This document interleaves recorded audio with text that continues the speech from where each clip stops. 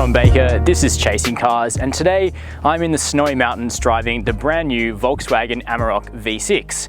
Well, up until this point, the Amarok has been exclusively a four-cylinder diesel proposition, but Volkswagen have been listening to extensive customer feedback demanding more grunt.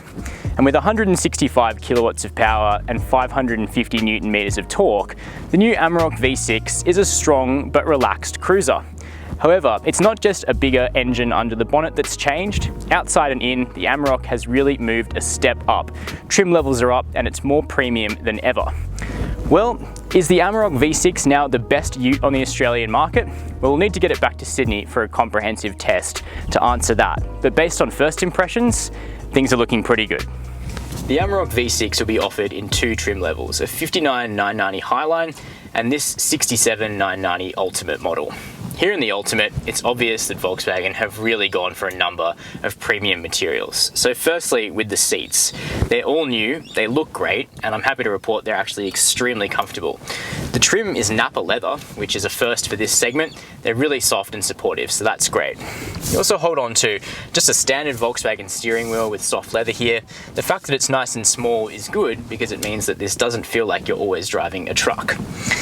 The head unit's also new, so it's a little small. It's the 6.5 inch unit from other Volkswagen cars. However, it's really crisp and it now comes with Apple CarPlay.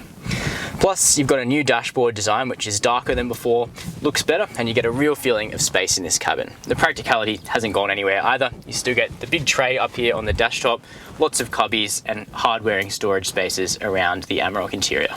It's still a little bit tight here in the rear of the Amarok because the V6 isn't a completely new car, really just a new engine and trim changes. However, the kids or the apprentices will be absolutely fine back here. So you get the same soft leather, you can fit 3 across if you need to, and you can see that for me at 6 foot, I'm kind of against the back of the seat, but I do have good headroom at least, plus there are more felt-line door bins here in the back as well, which is a nice touch. The Amarok's tray remains one of its real strong points. It can accommodate a pallet between the wheel arches and has a particularly low load height to make sliding objects in and out easier. The important thing to understand about the Amarok V6 is that it's not really out to be a performance engine. Instead, it's designed to be really durable, so it's not a stressed out motor. It produces 165 kilowatts of power and 550 newton meters of torque, and in other Volkswagen Group products this engine has been up to 200 kilowatts of power and beyond, so as you can see there's quite a bit of spare capacity there, and that feeling really translates to driving the car. So it's not overly fast, it'll do 0 to 100 in 7.9 seconds, although it doesn't feel rapid or quick.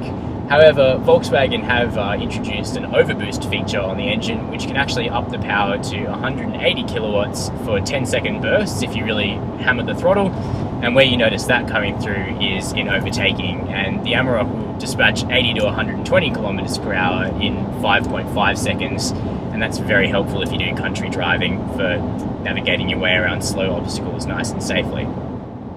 As for handling, well, the Amarok is still right at the top of the class. There's really very little lean in fast cornering, which is a real surprise after driving quite a number of competing utes. It's composed, it's settled, and it's actually surprisingly accurate to place through the corners. The steering feel is a little bit light, but it's a confidence-inspiring car either on the blacktop or off-road, where it just feels settled all the time. The ride quality too is generally well insulated, and you don't get many of the shuddering effects that you get in some other utes. They only make themselves known on really rough surfaces. On launch, we drove the Amarok on much tougher off-road terrain than this, and once again the VW demonstrated just how capable it is without a manual gearbox and low range. However, Volkswagen announced that exactly that, a manual V6 with low range, will arrive in about 9 months. In the meantime, the Auto's low first gear generates impressive torque multiplication, allowing the Amarok to scale seriously dicey trails and slippery clay ascents out of riverbeds, both of which we did with ease. So, first impressions of the Amarok V6 are very positive. As always, a full test will reveal this ute's true strengths and weaknesses. On launch, it was clear that the lack of autonomous safety features is a problem. However, virtually every other aspect of this truck elevate the Amarok to the top of the class. The V6 is quiet, strong and refined. The interior is now even more plush, and the Volkswagen remains practical with its pallet holding tray. So, does it look like the best ute on the market? yeah, I think that would be a safe bet.